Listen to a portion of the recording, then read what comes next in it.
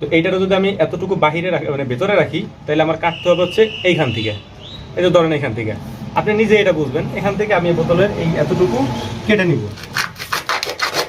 এই যে। আর মূলত খরচ কত হয়েছে, কত টাকা খরচ গেছে এই টোটাল ঘরের মধ্যে, এইটা আমি আপনাদেরকে বলতে পারবো।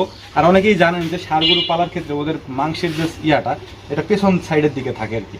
তো এই জন্য ঢাল দিলে পেছন সাইডটা নিচু থাকে আর কি, আর সামনের সাইডটা উঁচু থাকে এরকম। আসসালামু আলাইকুম। আমার গতকালকের ভিডিওটাতে আপনারা অনেকে কমেন্ট করছেন যে আমি বিস্তারিত আপনাদেরকে কেন দেখাই নাই, যে এই হাউজের ভিতরে আমরা বোতল কীভাবে বসাইছি। তো আজকের ভিডিওতে আমি আপনাদেরকে এই জিনিসগুলো দেখানোর চেষ্টা করবো যে হাউজের ভিতরে আমরা ওই বোতলগুলো কীভাবে বসাইছি, এবং আমরা এই ফ্লোর যেটা আর কি এটা এত স্লোপ করছি কেন, মানে ঢালু দিছি কেন, এই জিনিসটা আপনাদেরকে দেখাবো ইনশাল্লাহ। আসেন।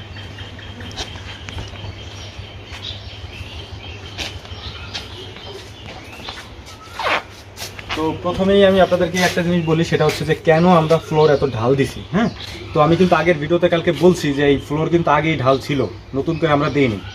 এই ফ্লোর যখন আমরা বানাইছিলাম তখন এরকম ঢালু করেই বানাইছি, কারণ এইখানে আমরা হচ্ছে ষাঁড় গরু পালবো আর কি, মানে ষাঁড় বাছুর ষাঁড় গরু পালবো এখানে।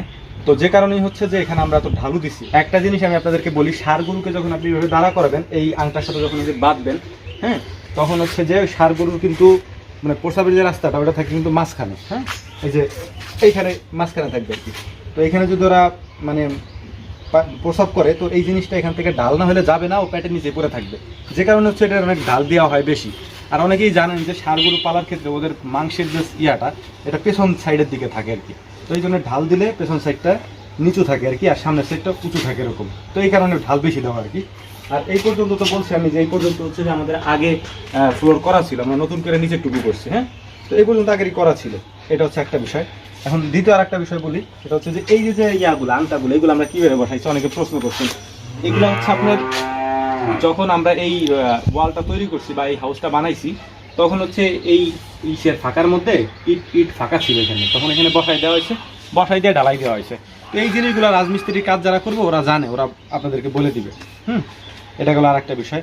আর মূলত খরচ কত হয়েছে, কত টাকা খরচ গেছে এই টোটাল ঘরের মধ্যে, এইটা আমি আপনাদেরকে বলতে পারবো হচ্ছে যে যেদিন এটা কমপ্লিট হবে সেদিন আমি টোটাল হিসাব করে আমি আপনাদেরকে যেদিন গরু উঠাবো বলে দেবো ইনশাল্লাহ।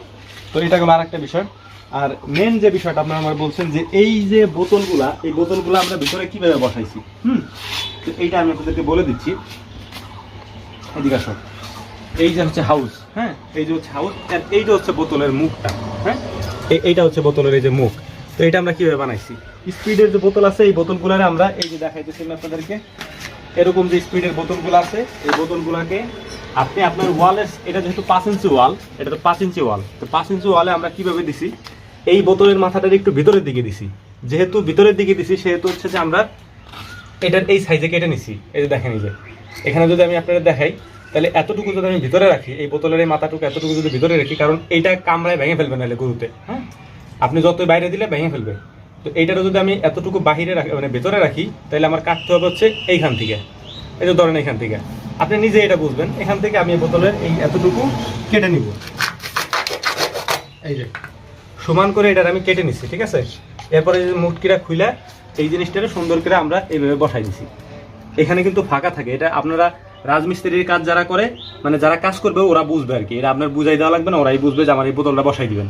তো এইটারে একদম সমান করে মাথাটা এখানে বসাই দিবেন, আর এইটা যেহেতু ভিতরে থাকবে এইটারে ভিতরের সাইডে রাখবেন। এরপরে দেখেন এই যে আমি এখানে সমান সমান যদি দেখেন এই দুইটা, তো এটা ভিতরের দিকে আছে, এটাও ভিতরের দিকে আছে। আমি যদি খুলে দেখে আপনাদেরকে, এটার ভিতরে পানি দেওয়া ছিল, হ্যাঁ, এই পানিটা বের হয়ে যেতেছে। তো এই সেম প্রসেস এখানে যেহেতু আমরা দিচ্ছি এভাবে, এটারে আমরা ভিতরে দিবেন। আর যদি ভিতরে দেন তাহলে কি হবে, আপনি এটার মুড়ায় দিতে পারবেন, মানে আপনি হাত দিয়ে যতটুকু মুড়াইতে পারবেন ততটুকু আপনি দিবেন, এটা হচ্ছে প্রসেস। হ্যাঁ, তো এই বোতলে এরকম বোতল আছে, আমি আপনাদেরকে আরও একটা কাইটা দেখাই।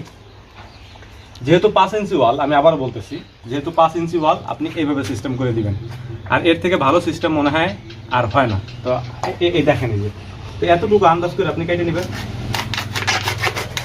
এইটুকু দেবেন ফালায়, এটুকু আপনার লাগবে না।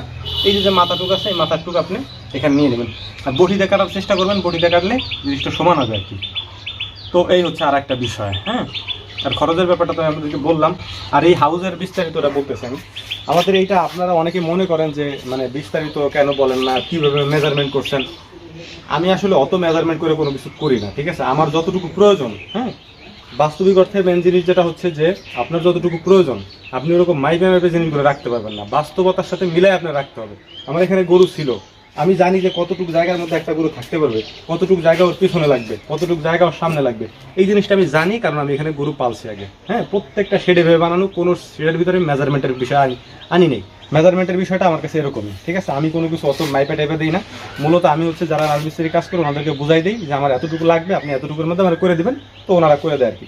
তো এটা আপনাদের এলাকায় যারা রাজমিস্ত্রি কাজ করে ওরাও আপনাদেরকে বলে দিতে পারবে। তো এই হচ্ছে ব্যাপার। আর বোতল বসানোর ব্যাপারটা আমি আপনাদেরকে দেখালাম, এই সিস্টেমে বোতল বসাবেন এবং এটা দিবেন। এবং অবশ্যই আমি আপনাদেরকে আবারও বলি, এই যে এই জিনিসটা বোতলের মুটকিটা যখন আপনি খুলবেন, এভাবে যখন আপনি খুলবেন, এইটারে হচ্ছে আপনি পরে দিবেন, হ্যাঁ, আগে দিবেন না। এই যে পরে যে সিমেন্ট বালু দেওয়া হয়েছে এটা কিন্তু আমি পরে দিছি, প্রথমে এটাতে বসানো হয়েছে, পরে আবার এটার আমি ফিনিশ করে নিজে দিছি আর কি। এটা মিস্ত্রিতে দেয় নাই, এটা আমি নিজে বসাই দিছি। তো এই ভিডিওগুলো যখন আপনি বানাবেন তখন এই ভিডিওগুলো দেখবেন, দেখার পরে আপনি বুঝতে পারবেন। আসলে আমার উচিত ছিল হচ্ছে যখন এই ওরা ঘরটা করছিল তখন আমার ভিডিওটা করে রাখা উচিত ছিল, বাট আমি তখন সময় পাইনি, করতে পারিনি আর কি। তো এই প্রসেসে আপনি করতে পারবেন। আর আপনি শুধু এতটুকু তারে বলবেন যে এইটার একটু ভিতরের দিকে রাখবেন, আর এই জায়গাটা একটু ফাঁকা রাখবেন যাতে আমি খুলতে পারি। আর এটা যদি না করেন তাহলে এই জায়গাটা দিয়ে ইয়াগুলোরে যদি এরকম বাড়তি থাকে, আমি আপনাদের দেখাই, যদি মনে করেন এরকম বাড়তি থাকে বাহিরে, এটারে গরুতে কামড়ায় ভেঙে ফেলবে। এটারে 100% কামড়ায় ভেঙে ফেলবে। এটা গরুর অভ্যাস, যেহেতু এখানে খাওয়ার মতো তেমন কিছু নাই, এটাই ওরা চাওয়াবে। তো এই হচ্ছে মূল বিষয়। হ্যাঁ, আর ভিতরে স্লোপের কথা তো আপনাদেরকে বললাম। স্লোপের বিষয়টা হচ্ছে যে যেহেতু ষাঁড় গরু পালবো সেহেতু স্লোপটা একটু বেশি থাকে। আর যদি আপনি গাভী গরু পালেন, গাভী গরুর ক্ষেত্রে স্লোপটা আমরা দেই না। এটার কারণ হচ্ছে যে স্লোপ যদি বেশি দেয় তাহলে এই যে জরায়ুর যে নাড়িটা থাকে ওদের, মানে যেটার ভিতরে বাচ্চা থাকে, ওই বাচ্চাদানি যেটা, ওইটা বের হয়ে যায়, আপনারা অনেকে দেখছেন। আর এইটা বের হয়ে যাওয়ার মূল কারণ হচ্ছে ফ্লোর ঢালু না থাকার কারণে। যেহেতু ষাঁড় বাছুরের ওরকম বা ষাঁড় গরুর ওরকম কোনো সম্ভাবনা নাই, এই জন্য ষাঁড় গরুর জন্য ঢালু দেওয়া হয়। অনেক জায়গায় আমি দেখছি, মনে করেন যে বাহিরে গরু রাখে, গরুর পা থাকে এই জায়গায়, গরু থাকে এই জায়গায়, এইভাবে থাকে। তো এই জিনিসগুলো খেয়াল রেখেই আমরা এই জিনিসগুলো বানাইছি। আর আমার কোনো জিনিসের কোনো প্ল্যানিং সিস্টেম নাই। হ্যাঁ, আমি নিজে গরু পালতেছি 6-7 বছর ধরে। এই যে যা যা আমি আমার কাছে যেগুলো ফেল করছে, আমি যে বিষয়গুলো তো ওই ফেল করা জিনিস পাস করে আইসা তারপরে আমি বানাইছি। আশা করি বুঝতে পারছেন। আরও যদি আপনাদের কোনো প্রশ্ন থাকে আমাদের করবেন, ইনশাল্লাহ আমি উত্তর দেওয়ার চেষ্টা করবো। আসসালামু আলাইকুম।